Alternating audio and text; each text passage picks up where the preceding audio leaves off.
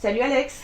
Salut, bonjour, bienvenue chez moi. Merci beaucoup. Alors oui, c'est chez toi que tu enregistres ton podcast. J'enregistre chez moi, à la maison. Mes invités me dévoilent un petit peu leur intimité, donc je leur dévoile la mienne.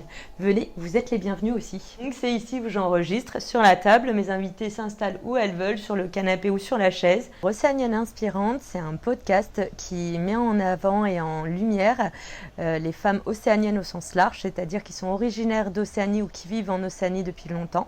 Nouvelle-Calédonie, mais aussi j'aimerais étendre vraiment sur toute l'Océanie, d'où le nom, et ça explique un petit peu leur parcours de vie personnel et professionnel. L'invité arrive, c'est donc enregistré chez moi. On s'installe avec un petit thé, une petite boisson, et là on est parti pour tout l'enregistrement, sans interruption, sans coupure.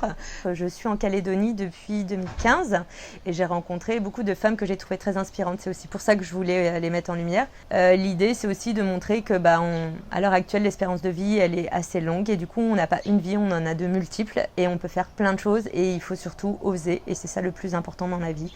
Oser se lancer, oser voyager, oser essayer ses passions. C'est ce que je trouve qui est bien avec mes invités, c'est qu'elles osent aussi, elles essayent, on se trompe, c'est comme ça qu'on apprend. J'ai eu plusieurs belles expériences.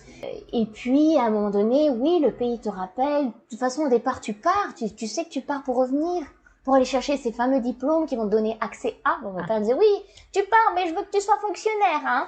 Je voulais aussi en profiter pour mettre en avant les différences de culture, de coutumes, de mixité que je trouve qui est très prononcée en Océanie et souvent ce côté, alors comme on dit d'autant plus en Calédonie, vivre ensemble, je trouve que c'est pas toujours évident, qu'on sait pas forcément les choses. Ma famille m'a toujours soutenue dans mon choix et dans ce que je faisais. Le seul que j'avais honte, c'était mon tonton maternel, parce qu'une fois, je l'avais appelé du bureau, ouais. Mais il savait pas que j'étais agent. Lui, il me connaît en tant qu'agent de prévention santé. Et il n'avait pas compté le côté sexuel. Ah, pas compté ça. Du coup, il me rappelle, moi, je fais comité pour la promotion de la santé sexuelle, bonjour. Et je le reconnais au téléphone. Puis lui me dit, ah non, je me suis trompée. J'ai beaucoup de femmes en fait qui m'inspirent. Les peintres, j'ai une grande passion pour la peinture, pour les artistes pendant très longtemps.